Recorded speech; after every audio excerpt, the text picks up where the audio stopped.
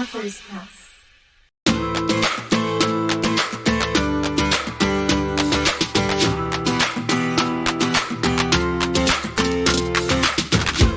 Hi everyone, my name is Nicole Richardson and I'm from Authors Press. Today is July 8th, 2022.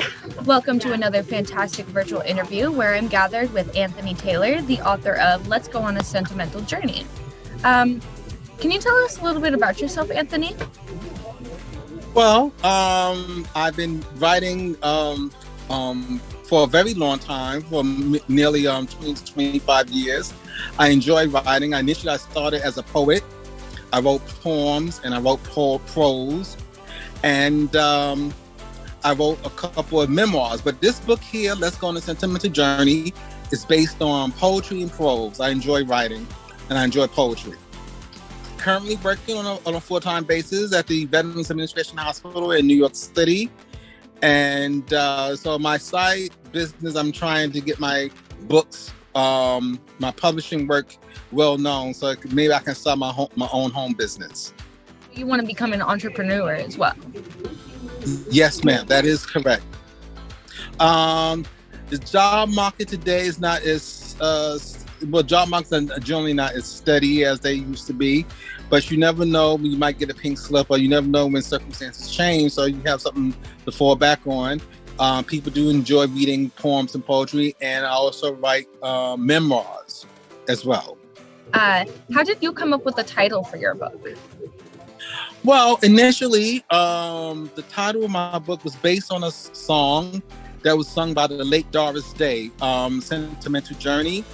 As a matter of fact, the publishing company and I, we went back and forth with the title of the book, because she was saying that the initial title that I had wanted to give to the book sounded too much like the title to the late Doris Day song, Sentimental Journey.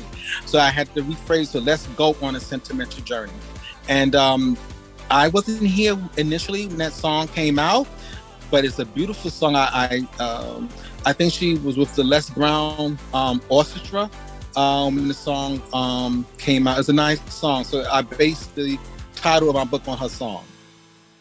So what is a significant way that your book has changed since the first draft?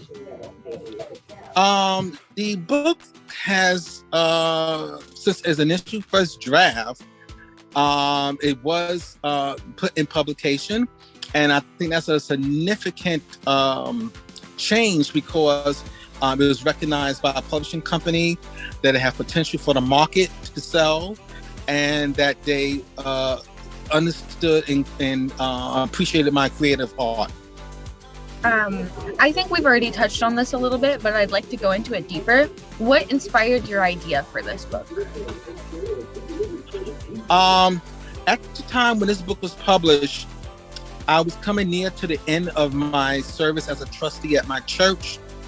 And I basically wanted to make a small reflection of the people who I knew personally, and the people who were well known, but they didn't know me, that had an influence on my life, to go in the right direction in life, to try to set an example.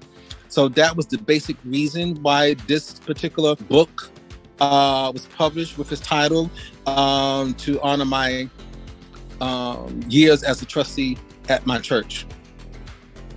Could you describe your ideal reader, or who would be your target audience? Well, my target audience will be the general public, all nationalities. Basically, I would say, since it's based about a journey, I think it will focus more on the middle age. On middle-aged America and older America. It's geared for young people too, if they want to have a reflection on what life was like many years back, before we had VCRs and DVDs and cellular phones and stuff like that. But I would say it's geared to the whole populace, but maybe a little bit more toward the middle age. Okay, I see. So you're saying that it just depends on why they're reading the book. I see that you're saying it could apply to somebody personally. Like my parents, for example. My parents are about middle-aged, between 45 and 60. Yeah. or it could apply to me and learning about what they may have gone through. So exactly, that's a good sentence. That's a good way of phrasing it now. Yes. And it also appeals to people of different religions, different people with different, sexual orientations. I mean, the world has really changed, since I was young, and you have to kind of bend a little bit with it. But that's why I like poetry and prose, because you can say things, about touch certain topics in a nice way. would you say that this book was geared specifically for people who believe in a religion, or could it be for people who are atheistic as well? Wow, that's a good question. I have met quite a few people who are atheists, and they say they don't go to church at all. How can I say? I was basically brought up with a religious background, so I think maybe that might come out a little bit in the book. But I understand your point of view. You do have people who don't believe in religion at all, who have no faith. But I think if they wish to read the book, I think they will find some poems, some topics very appealing. For an example, let me just digress a little bit.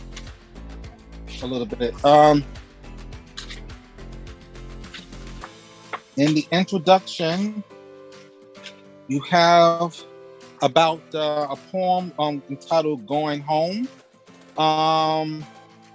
which is a nice, another way to appreciate someone's life. And also, when I go across the East River, that deals a nice way of dealing with death. Either if you're an atheist or a religious person, we're not, to my knowledge, we're not going to all be here forever.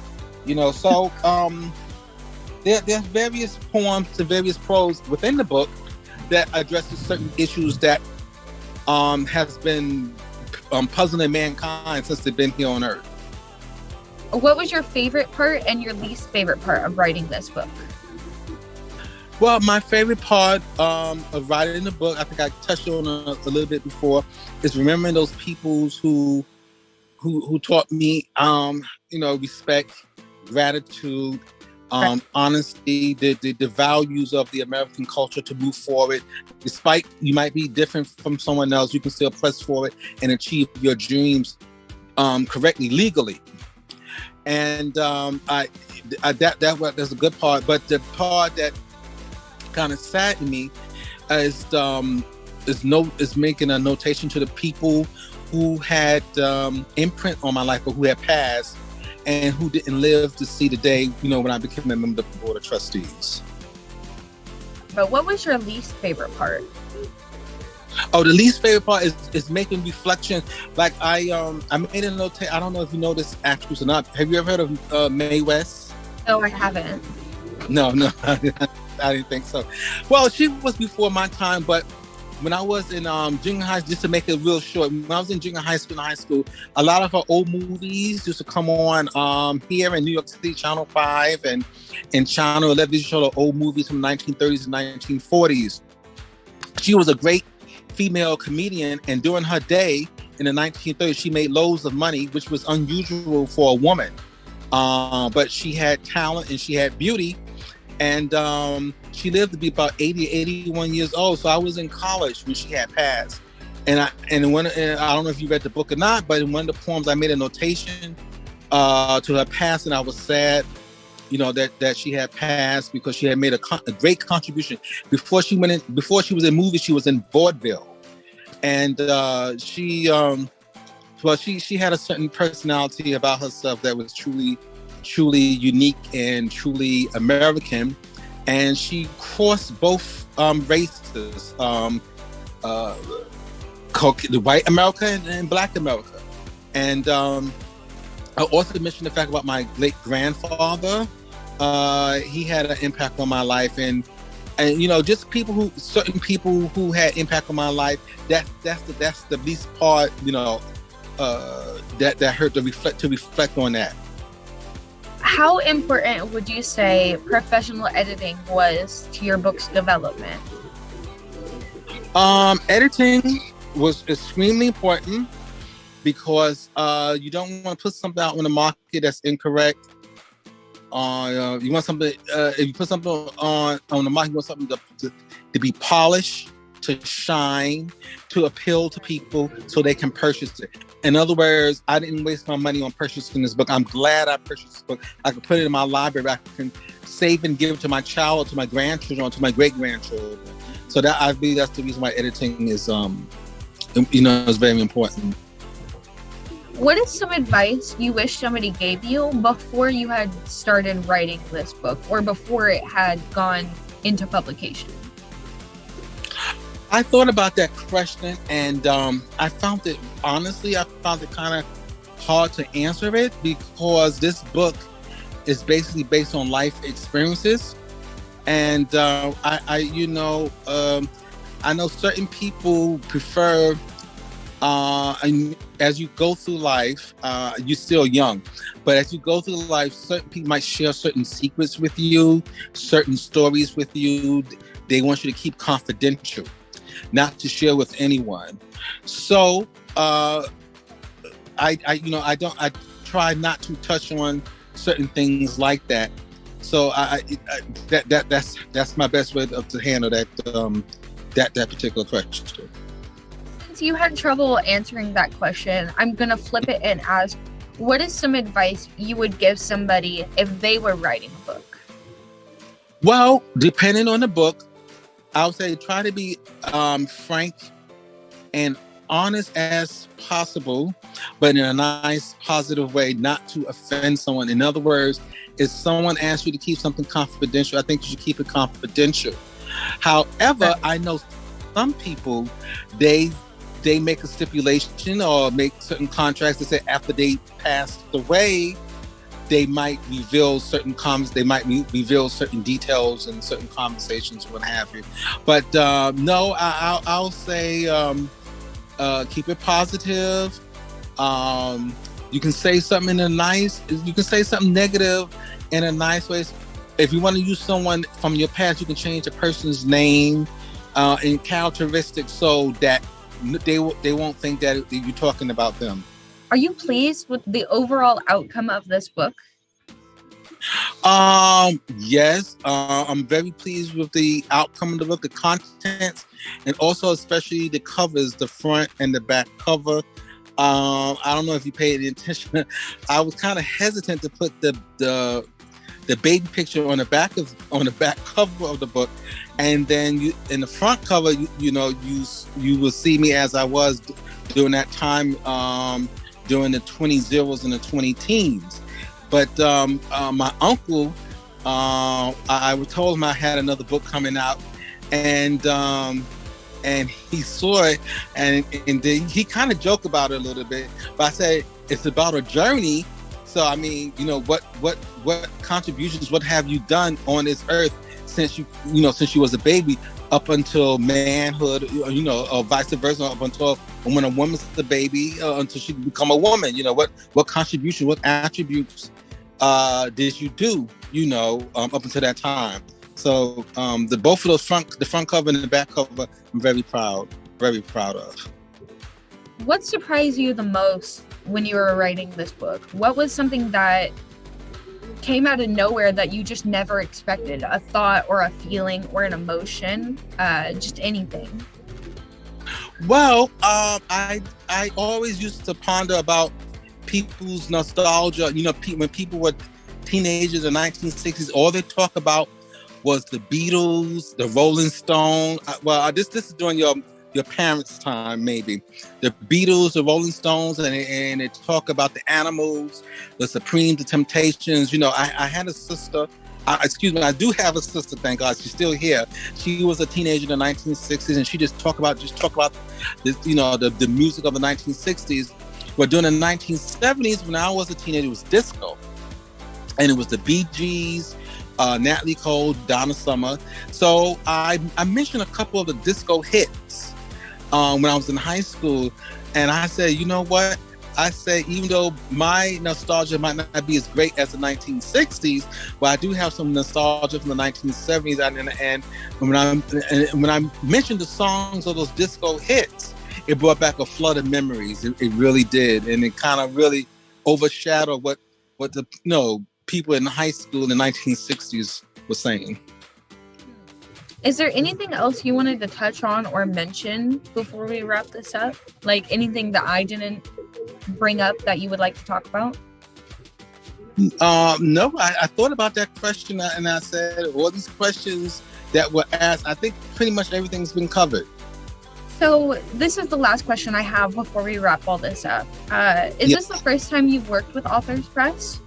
Yes, it is. And I'm so thrilled to be working with Author Press. I was surprised to receive a telephone call, and I forgot who actually called me, but they said they were interested in my book, Let's Go on a Sentimental Journey. I said, wow, well, that book's been out for some time. And they was giving me the information about the company, about Authors Press, and telling me what they liked about the book. I said, well, why not give it a shot? Get it out there, get it promoted, get more exposure and see what happens, So I'm happy that the offer was made, and I'm working with Author Press to do that.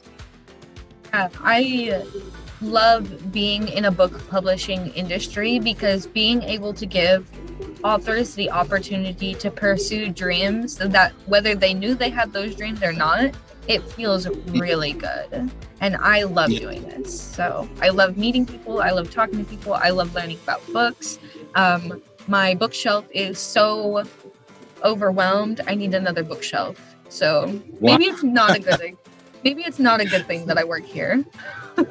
Well, I was thinking to myself, I said, if I ever were to come into, hopefully my books would sell enough copies, I was able to get another house and I could just have a room as a library and put all my books, all the books I have purchased and all the books I have written in one special room. And, and have a nice... dream. Yeah. I have so many books. I'm kind of up in age, but a lot of them I have donated and a lot of them I have sold. But I have a lot of books, and I understand what you're saying. There's not enough space to keep them all. Yeah, but I keep buying more. True. Well, you're young, so that's the reason why. My addiction. Yeah. It's a healthy addiction, I feel like. I believe it is because I remember when I was in grade school, I had a teacher. She said, you may not be able to afford to travel to different places to see how different people live and work, but having books will give you that exposure to how people live and work in different parts of the world, and what temperatures they work in, and what holidays they celebrate, and what religion they practice. Books are very important to have. Gosh, I think that's all the questions I have for you today. Thank you so much for meeting with me today. It's been great. I guess that's all. This has been Anthony Taylor, the author of Let's Go on a Sentimental Journey, and Nicole Richardson from Authors Press. Thank you so much for tuning in.